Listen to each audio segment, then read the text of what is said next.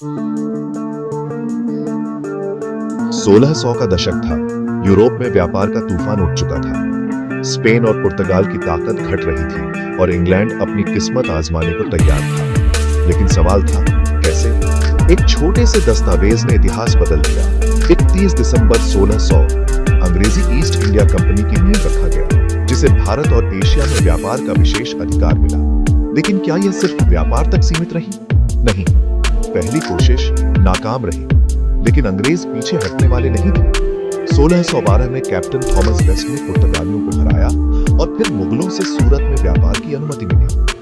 धीरे धीरे अंग्रेजों ने भारत में अपने ठिकाने बनाए, सूरत, मद्रास, बंबई और फिर बंगाल। 1662 में एक शाही शादी ने ईस्ट इंडिया कंपनी को एक सुनहरा मौका दिया। इंग्लैंड के राजा चार्ल्स ड्यूरी ने पुर्तगाली राजकुमारी से शादी की और दहेज में मिला बॉम्बे का किला।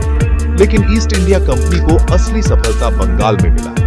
1651 में शाह शुजा ने अंग्रेजों को व्यापार की छूट दी और जल्द ही हुगली, कासिम बाजार, पटना और कोलकाता जैसे शहर अंग्रेजी व्यापार का केंद्र बन गए। फिर आया 1717 का साल, जब मुगल सम्राट फर्रुखसियर ने अंग्रेजों को शाही फरमान के रूप में तोहफा दिया, बंगाल में कर मुक्त व्यापार की अनुमति, और इसी के साथ अंग्रेजों की ताकत कई गुना बढ़ गई। लेकिन सत्ता ऐसे ही नहीं मिली। फ्रांसीसी और बंगाल के नवाब सिराजुद्दौला अंग्रेजों के रास्ते में सबसे बड़ी बाधा थे। 1757 प्लासी की लड़ाई ने सब बदल दिया। धोखे और तोपों की गूंज के बीच अंग्रेजों ने बंगाल पर कब्जा कर लिया। 1765 तक भारत का खजाना अब अंग्रेजी ईस्ट इंडिया कंपनी के हाथों में था। जो कंपनी मसाले और रेशम लेने आई थी, वो अब खुद राजा बन बैठी थी। भारत की राजधानियों में अब कंपनी का झंडा लहराने लगा। लेकिन यह कहानी यहीं खत्म नहीं होती।